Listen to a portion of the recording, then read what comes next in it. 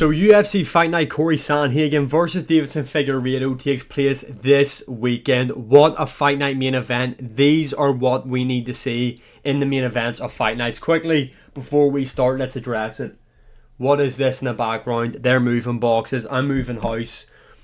And I've kind of ran out of room in my room. So they're there currently. So bear with me as we're going to be making adjustments to the setup. Big things coming. But yeah, starting off with the main event as always, we have got Cory Sandhagen versus Deiveson Figueiredo. Obviously both guys are coming off losses. Cory Sandhagen lost to Umar Nurmagomedov and Deiveson Figueiredo is coming off a loss to Petr Yan. Now in both fights, both guys were pretty competitive but clearly lost their matchups in my opinion. Deiveson Figueiredo had moments in there against Yan. At one point he did stun him a bit, but overall Yan did just beat him up on the feet really. Figueiredo tried to get his grappling off early on but couldn't really get anything going, and Cory Sandhagen, he lost to Umar Nurmagomedov.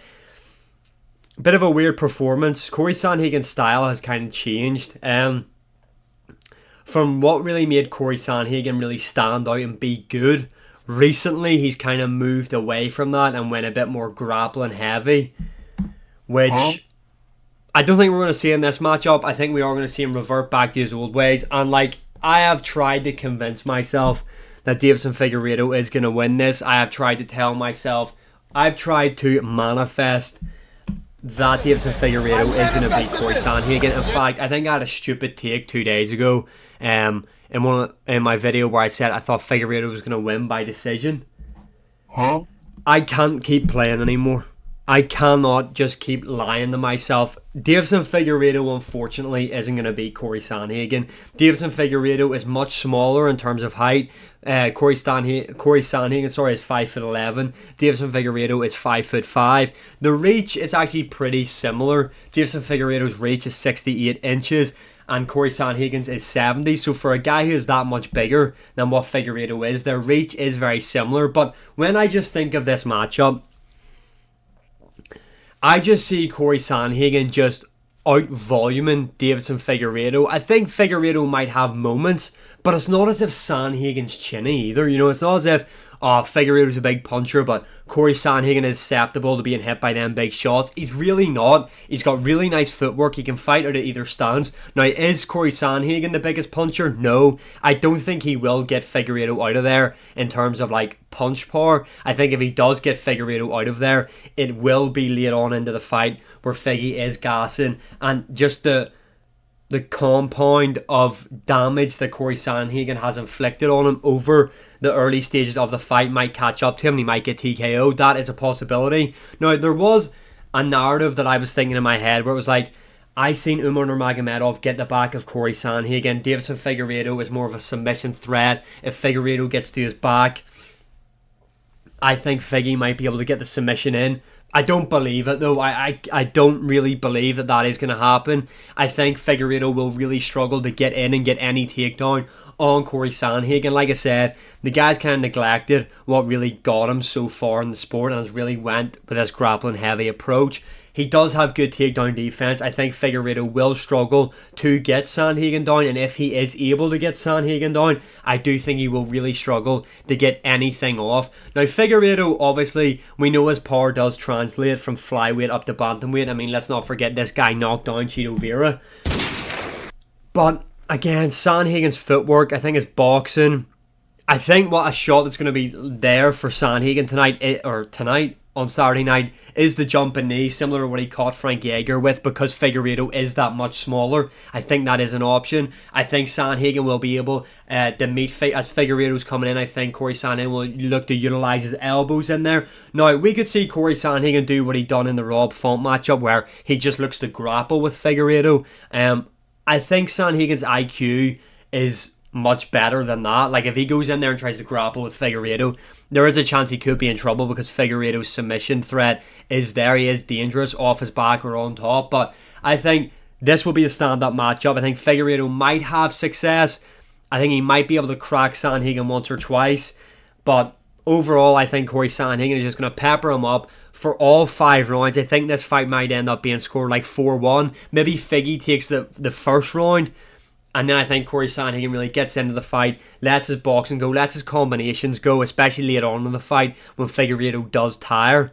And I think Cory Sandhagen is going to beat Deiveson Figueiredo by decision. It pains me to say that. I want Figueiredo to win. I just don't see it, though. I think Cory Sandhagen just is good. He just is good, and he is going to beat Figueiredo. It's unfortunate, but it is something that we are going to have to come to terms with. Cory Sandhagen, I just think on the feet, he's just going to do more. I think it's going to be hard for Figueiredo to catch up with Cory Sandhagen. I just think Sandhagen's going to outwork him on the feet. I think Figueiredo will struggle to really get in and get anything off on Cory Sandhagen, especially when I don't think he's going to be able to really get his grappling going to then have Cory Sandhagen second guessing the shot and then for Figueiredo to maybe fake a takedown, come over the top. Just don't see that happening. However, there is the other thing to think of. Now, Cory Sandhagen is much better than Rob Font. I'm just going to be honest, but this is a comparison to make because Sandhagen is so much bigger than what Figueiredo is. Figueiredo moved up to the bantamweight division and arguably had a career best performance against Rob Font. But again, Cory Sandhagen, he's better than Rob Font. He's beat Rob Font. Cory Sandhagen is good. I think we see a really good performance from Cory Sandhagen here. And I think Figueiredo is going to be on a 2-fight losing streak after it. Moving on to the co-main event, we have got Renan de Ridder versus Bo Nickel. I'm actually surprised that Renan de Ridder is an underdog in this matchup, and I am going to be picking Renan de Ridder to win. Now, Bo Nickel on the feet is better than what de Ridder is, in my opinion. I think Bo Nickel's boxing is coming along nicely, and he does have that power, and he is explosive with his in and out movements. But the guy went 3 rounds striking with Paul Craig. And I don't mean that in a disrespectful way to Paul Craig, because on the feet, all Paul Craig has is a rear body kick. That's it. Now, Renan de Ridder isn't great on the feet. I will give the advantage to Bo Nickel. And if he went to a decision with Paul Craig, but he mixed in the grappling, I would actually be like, that's a really good performance, because Paul Craig has submitted the likes of Jamal Hill, Magomed Ankalaev, and Nikita Krylov. He's got some big wins on his resume, but he didn't. He struck with him for all 3 rounds. Now, he did convincingly win all 3 rounds, in my opinion, but again, striking all 3 rounds with Paul Craig, it's just not good enough, bruv. And I know that Bo Nickel has this really high wrestling pedigree, but I'm starting to question now, because MMA wrestling is different. It's not your traditional type of wrestling, and I don't think Renan de Ridder is going to be able to take Bo Nickel down. I think he will struggle, and the fact it's a 3-rounder is definitely more beneficial to Bo Nickel. Now, Renan de Ridder is 2-0 in the UFC, got a quick submission win over Kevin Holland, but that was Kevin Holland at middleweight. I think Bo Nickel would do the same. I think he'd beat up Kevin Holland. Kevin Holland's just too small. But in his matchup against GM3, yes, he did get the win, but he showed that he is slow on the feet, and Bo Nickel does carry power. Now, I'm not saying Renan de Ridder's chinny or anything, but I don't like his striking defense. I think early on, Bo Nickel is definitely dangerous for him, but there will be grappling exchanges. And the experience of Renan de Ridder as well. I mean, like, yes, he's new to the UFC, but the guy has been in one championship competing against high-level mixed martial artists for quite some time now. He was a 2-division world champion in there. To be honest, I actually don't know how he beats Bo Nickel, but I am going to go for Renan de Ridder based off experience. That's what I'm going to go for, experience. I think he is dangerous. He's kind of got that DDP effect, but experience is going to play a big factor. Renan de Ridder's got 20 professional MMA fights. Bo Nickel has 7. Now, yes, Bo Nickel has got a lot of wrestling, a massive wrestling career behind him, but MMA wrestling is different, and Cody Brundage was able to throw Bo Nickel off at times when they fought. The experience of Renan de Ridder, I'm backing that in this matchup, to be honest. Panibio versus Daniel Rodriguez. Look, a part of me wants to go for the underdog here in Daniel Rodriguez. I really like Daniel Rodriguez's hands at times. I think he is a good boxer, and I think Panibio is definitely in the decline, and I think Daniel Rodriguez could have success on the feet. However, Panibio is more well-rounded. I think... Yeah, I am. I can't choose Daniel Rodriguez. I was going to try and be different. I can't. I'm going to go Panibio. I think he's just more well-rounded. He can mix it up a lot more. And I think he's more proven at an elite level than what Daniel Rodriguez is. So I'm going Panibio to get the win. Montel Jackson is going to beat Daniel Marcos, in my opinion. Montel Jackson has that fucking Brock Lesnar hands, I mean, which is insane. He's a bantamweight as well. He's big for the division, 5'10". He's got a massive reach advantage here as well, if we're being honest, about 6.5 inches, which for those who know, that is mega. Now, Daniel Marcos is undefeated, but Montel Jackson, he's not the most active fighter, but I think Montel Jackson is going to get the job done here. Moving on, Cameron Smotherman versus Siri. I can't say this guy's name. He was on the Contender Series. Early stoppage in his Contender Series matchup. Cameron Smotherman, his best win is Jake Hadley, if I remember correctly.